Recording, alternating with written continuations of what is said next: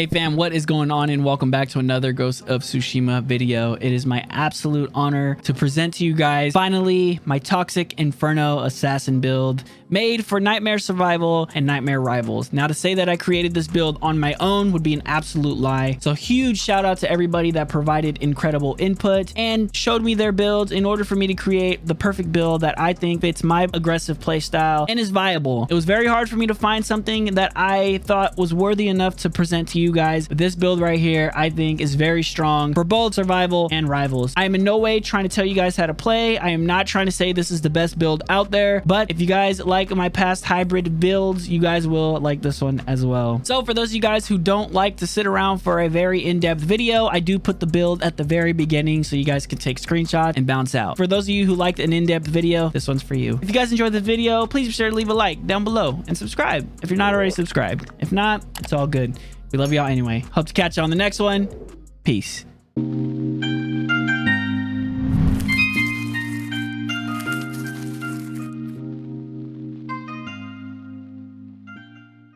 All right, guys, so first things first, I did say I was going to show you guys the build for anybody that didn't want the complete in-depth build video. So here is the actual Toxic Inferno assassin build for you guys to try out.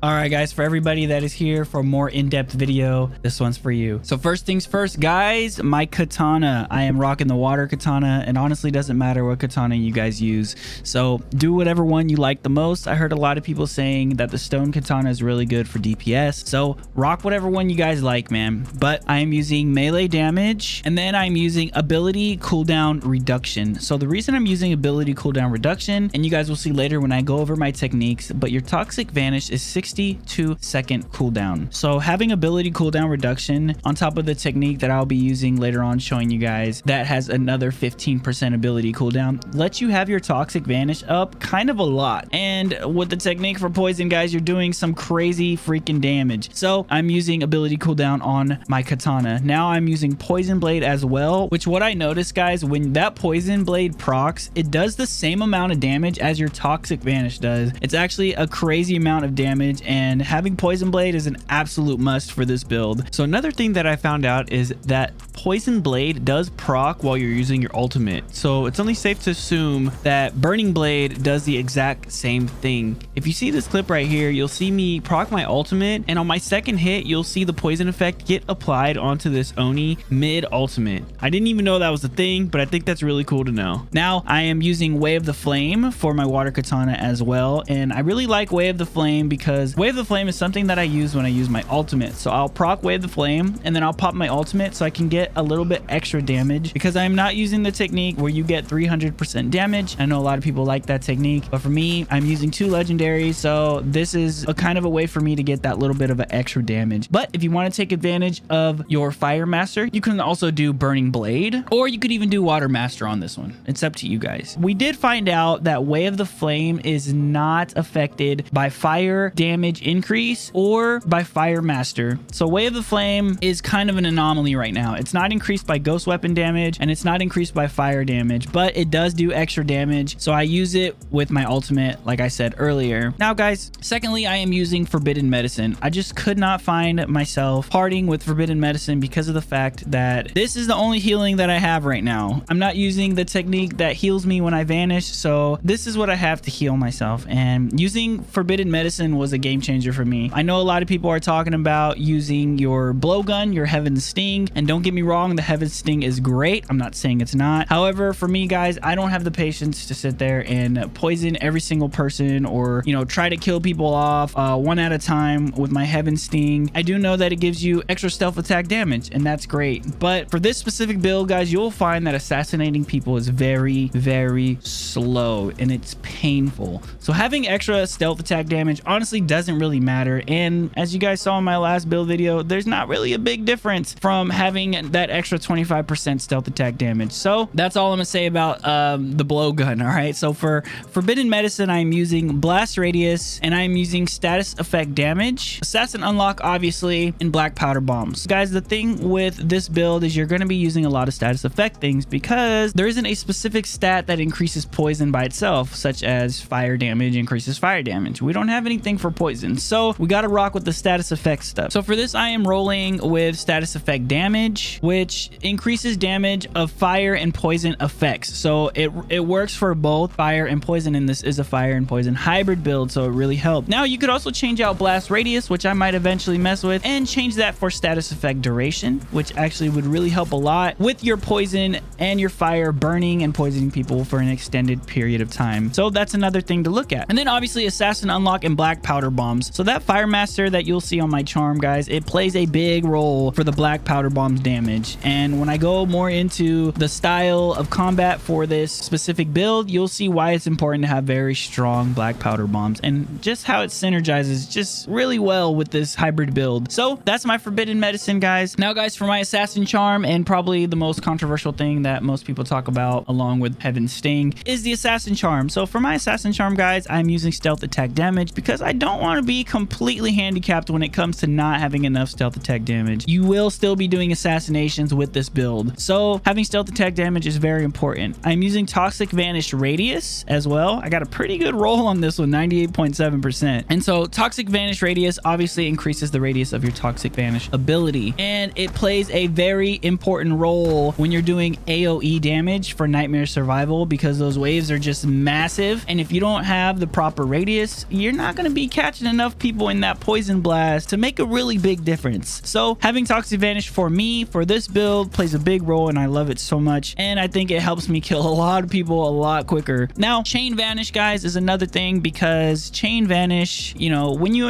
initially proc your toxic vanish, you get everybody poisoned that is around you, plus the increased radius from the charm. But once you get an assassination, if you have the chain vanish on your charm, you will also go back invisible, proc the toxic radius one more time, and restart that damage meter on those people that are already poisoned. So this is a very good thing to have if you're not using the chain vanish technique that you'll see later on that I am not using. Next, guys, I have Fire Master on the charm. Now this is a hybrid build, like I said. Now the reason I chose Fire Master is because there is nothing else on here that directly affects your poison. So nothing else here directly affects the poison. Now people might ask me, hey, why aren't you using Hysteria? Hysteria is really good. In the last video I explained it, so I'll touch over it again right here, guys. Hysteria is not something that I like to use in nightmare survival. Don't get me wrong, it's really fun, okay? It's really fun to watch the enemies get into fights. So if you guys aren't already aware, with this Hysteria on the charm, once you assassinate, anybody in your direct radius will become hysterical, and that'll cause them to fight each other, and basically the person that is hysterical is going to become the target for everyone around them. Now this kind of causes a little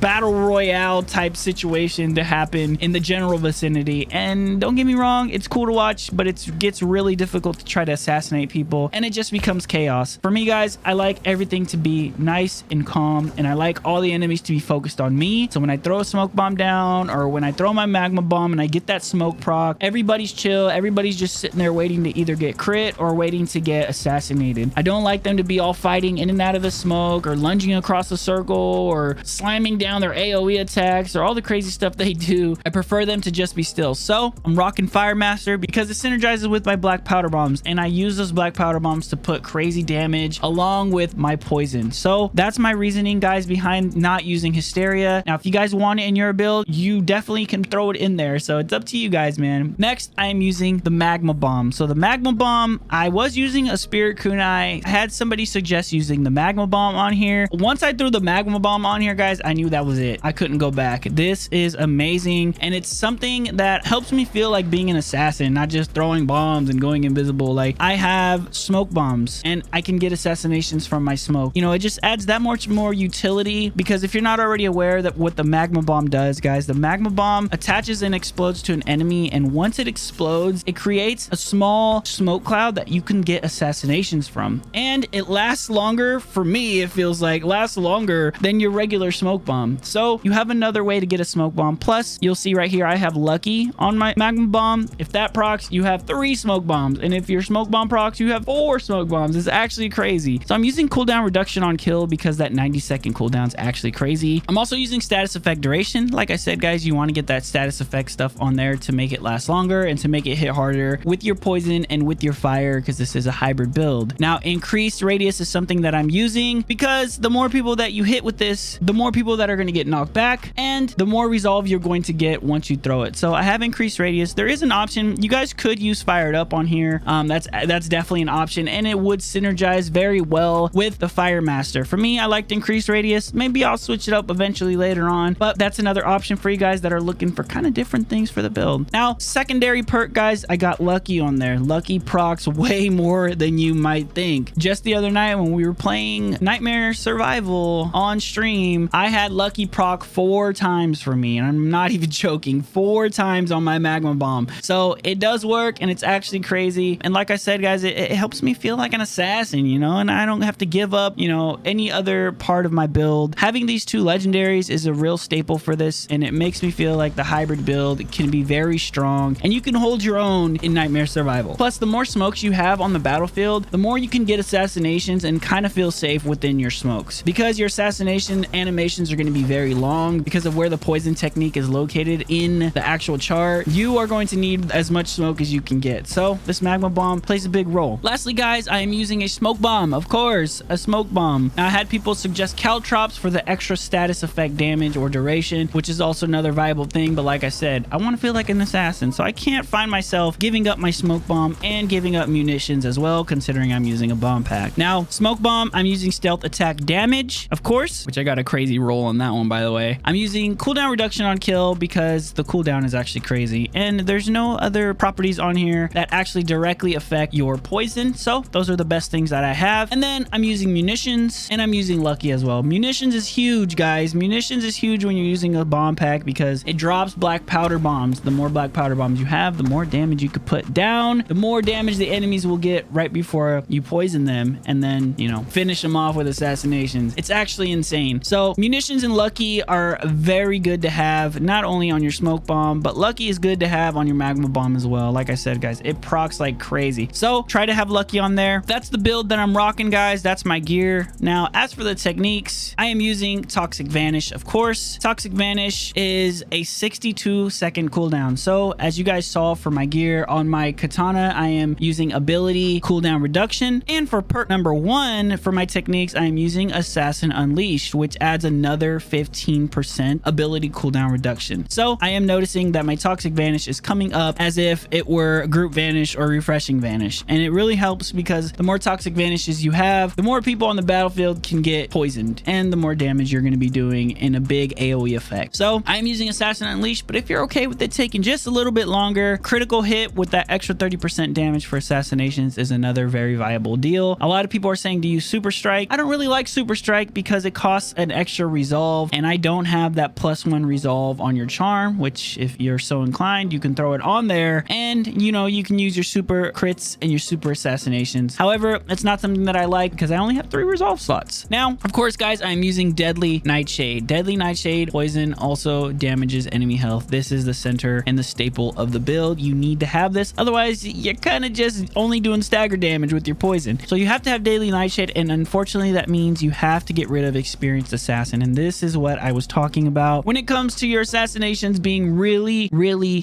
painfully slow. This was the hardest part of making a poison build just in general, because it was really hard for me to get past the fact that my assassinations are incredibly slow. So it means you have to be a lot more careful when you're assassinating people coming out of that vanish, because you have those big Oni that the second you come out of vanish and begin to assassinate, they'll start charging up their attacks. Once you get caught in that long animation, there's nothing you can do. You will get one shot, and it's happened to me a lot of times. So with this build, you have to be very careful, or make sure they're all really low to keep them poisoned and to keep them staggered while you're assassinating somebody. And then lastly, guys, of course, I am using the legendary slot because I do have 2 legendaries. Now, if you want, you could also use legendary up here instead of the Assassin Unleashed, which is also a really good option. And then for down here, you can either use another Chain Vanish, so you can have 3 Chain Vanishes and spread the toxic that much, or you could use Overshadow, which a lot of people are suggesting. You could use Shadow Strikes that do 100% extra damage, since for this build you are only using 3 strikes. Or if you don't want to use 3 strikes, you can Shadow Storm. Honestly, these are all very viable right here, but I like having only 3 strikes in my Way of the Flame, and I find that to be good enough for me. So guys, these are the techniques that I'm rocking with my poison build. Now guys, we just went over my gear and we went over my techniques for my Toxic Inferno Assassin build. It is a hybrid build that does crazy damage, and you'll see once you get into Nightmare Survival and Nightmare Rivals, which is exactly what these builds are meant for. So let me just give you guys a little bit of suggestions when it comes to combat. Firstly, for Nightmare Survival, guys, at the start of a wave, it's very important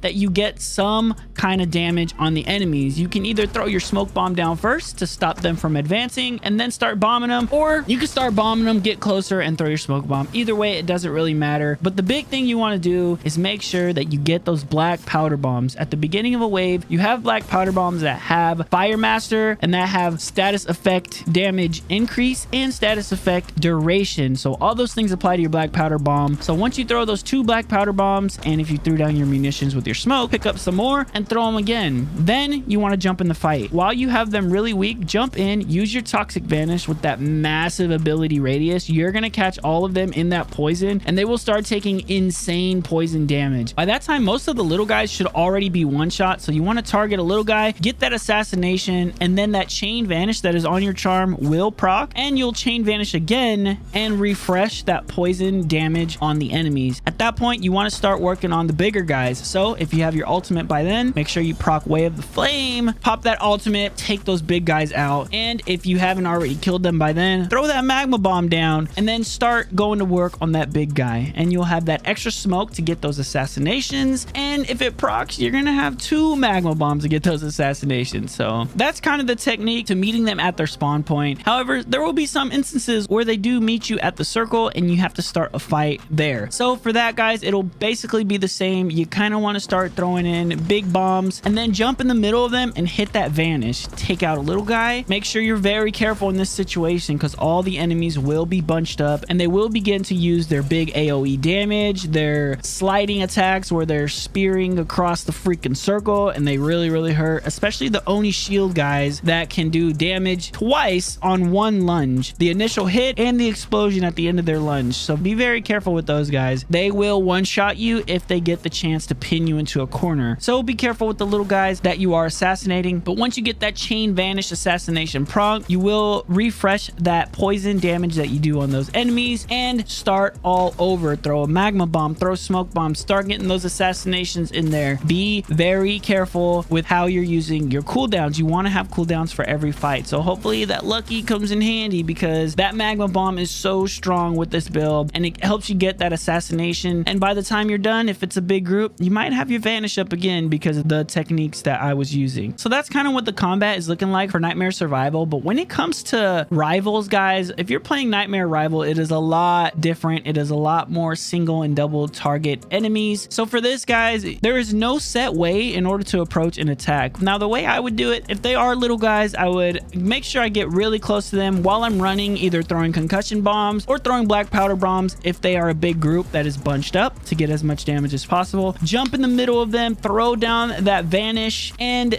begin to assassinate the little guy. Once you take the little guy out, that chain vanish will proc and more toxic radius will come out once you go back invisible. Now, the thing I like about Rivals, guys, is that it's a lot safer to get those assassinations because the enemies are more spread out, and when they are together, there isn't as big of a group as it is in Nightmare Survival. So you will have more time to assassinate, but that doesn't mean to not be careful about the big guys that are around you. So make sure you get those little guys assassinated so you can spread that poison, and then throw down your smokes, and then throw down your magma bombs and everything you need in order to get that battlefield nice and smoky for you to start getting more assassinations. You can throw more bombs, but make sure that you are aware how many bombs you're throwing and that you're not just wasting them all on one guy. Once you get your ultimate up, hit that Way of the Flame, take out those big targets with your ultimate, and then rinse and repeat. Guys, this build plays very well on Nightmare Survival and Nightmare Rivals. It took me a very long time to get something that I thought was worth your guys' attention. So I hope you guys like this build. Everybody that helped me, like I said earlier, big shout out to you guys. Thank you guys so much for making this build awesome and making it to where I was able to tweak it and kind of make it my own. I hope you guys enjoyed my hybrid build. If you did, please be sure to leave a like down below and subscribe if you're not already subscribed. If not, it's all good. We love y'all anyway. I hope to catch y'all in the next one. Much love. Peace.